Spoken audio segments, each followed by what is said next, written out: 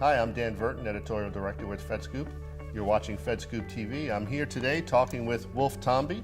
Wolf is the Chief Technology Officer for U.S. Customs and Border Protection at the Department of Homeland Security. Wolf, thanks so much for being here today. My pleasure. So here we are at the 6th annual Lowering the Cost of Government through IT, and would love to get your perspective on exactly how we go about doing that. Awesome, happy to contribute. So tell me a little bit about your thoughts on the way the federal government as a whole could leverage emerging technologies to become more efficient and lower their costs. Absolutely, and it's a great question. So I think a lot of people don't realize we're still under sequestration. So there are a lot of budget constraints. Additionally, we've had our own budget constraints within CBP OIT, so we're trying to deal with those. So I think innovation and emerging technologies, while a convenience for some people or a nice to look at when they get a chance kind of mode, for us it's critical because innovation is going to be the only way we're going to survive sequestration and the budget cuts and still have a hope of achieving mission results for our mission offices. So I think examples of that, there's a couple things. One would be agility. So if you look at the Forrester survey from a couple of years ago, it indicated that on average, agile development projects saved about 57% over the legacy waterfall approach. And we could spend the whole interview time on talking about why that's true and what contributed to that. But I think I'll just suffice it to say I think it's a conservative estimate at 57%. I think the savings can be actually much greater. The great thing about agility is that other than maybe some training for people to get Scrum Master training or extreme programmer training or test-driven development training, whatever, and you can often get those free, the actual implementation costs are fairly low and with fairly huge rewards. So I think that's a great thing. Other things would be mobility. So in terms of retaining the best and the brightest of the new generation workforce, mobility is an absolute requirement for them to be happy and to stay in a job. So if you look at the hiring costs, according to industry averages, it costs about $17,000 to hire a new employee. I would argue that the government cost is actually higher because we have a very extensive background process, number one, that has to be done on law enforcement. And we also process trillions of dollars of trade annually. So we have to add that kind of like financial concerns and almost the banking industry, if you would, part to the background as well. So I think our costs would actually be higher. But if we can retain an employee and not have them quit because they're dissatisfied because they don't have access to mobile or the kinds of capabilities they're looking for, there's a savings in that alone. But additionally, we're looking at it from an IT perspective as a way to save on infrastructure costs. So currently, the way we used to do business was we would give every employee a desktop. A lot of employees who needed mobile capabilities were given a laptop. Then we give them a mobile phone, and then we give them a puck if they needed wireless access. Well, we can streamline all that down, give them a smart tablet at usually a lot lower cost than just a desktop, and then give them a smartphone that actually has a hotspot enabled, 2 devices instead of the 4 that they would have been getting. Lower infrastructure costs, lower maintenance costs, and lower acquisition costs associated with all that. Interesting. Open data is a big topic during the last year or so. What role do you think open data has played in helping to drive efficiencies? Well, it's played a role. I think for us, because we are law enforcement and we do have law enforcement sensitive data and trade data, we're very cautious about what we can release to the public. However, there is a lot of data we can release. And our first foray in that was actually releasing our border wait times data.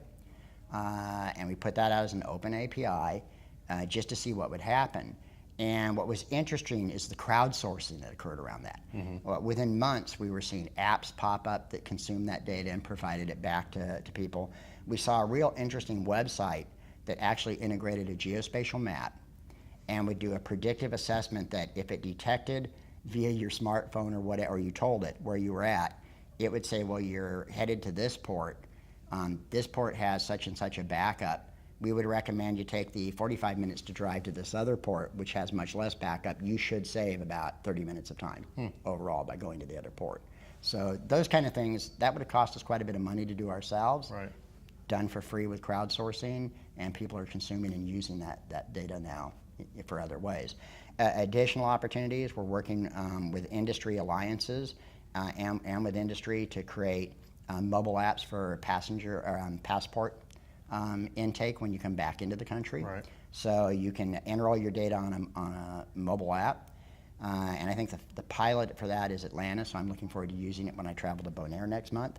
But you enter your data while you're on the plane, and you can just come up, it creates a barcode for you. All the scanning is going on while you're deboarding.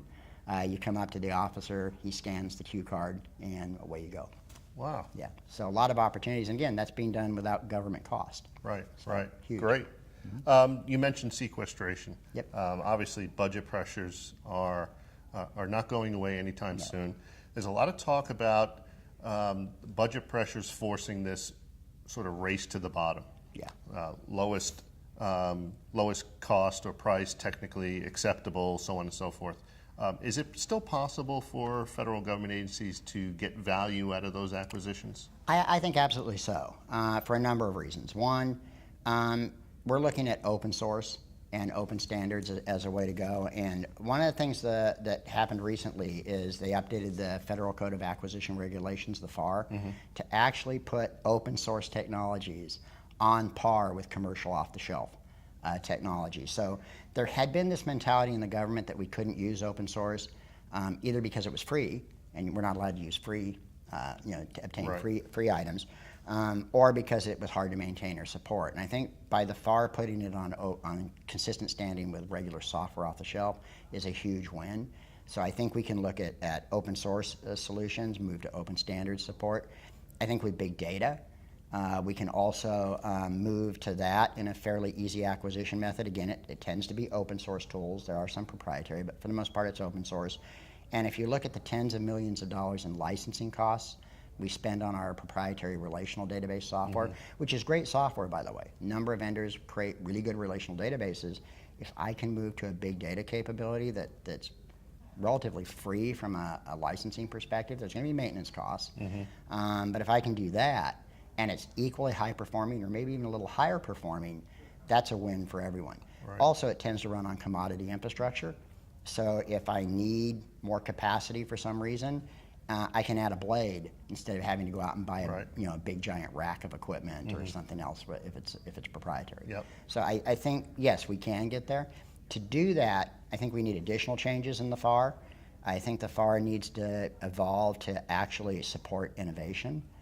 Because right now we go out with these requests for proposals, we'll say what we think we need, and I think a lot of times there are vendors that could come back if the FAR allowed it and say, well, we can meet that requirement, but if you did it this way, it would save you 30% of your costs and create efficiencies for you. So the FAR needs to be redone a little bit so that it enables that kind of interaction with our vendor community. I didn't know that was actually one of the prohibitions. So a vendor cannot help you. They have to respond to what's in the RFI. Right. Yeah, and they don't get points if they don't. Right. So it's hard for them to come back and say, but I had a better idea. Wow. Yeah. So those better ideas end up on the cutting room floor a lot of times. They never get submitted. Yeah. Yeah, because the vendor wants to win a contract, which is understandable. Right. And finally, I think the acquisition process, we talked about the value of agile development. The acquisition process, it needs to be much more lean and needs to be revamped so that we can get just-in-time procurements issued. That's especially critical when we're trying to get to cloud services or even mobile capabilities. It makes no sense to put out a contract for 3 months worth of work to build a mobile app and take 18 months to get that award out the door. So it needs to adapt and be lean. So if a vendor wins a contract under a certain set of requirements and then comes to you with a better way or idea of doing that stuff, does that force you to recompete it, or can you? It's a little bit of a gray area, but the contracting officers and legitimately feel that it's a difficult situation for them to be in. So again, as with open source, if the FAR can just be amended, and I think there are a couple committees on the Hill looking at doing that, I hope they can, then I think it just makes it a lot cleaner because nobody wants to lose their warrant, and certainly nobody wants to go to jail or to prison for making the wrong decision. Right. So let me ask you a final question just to take out your crystal ball for us. Look 5-10 years into the future, and tell me what you think the federal IT ecosystem might look like, and will it, in fact, in your opinion, cost less money to run?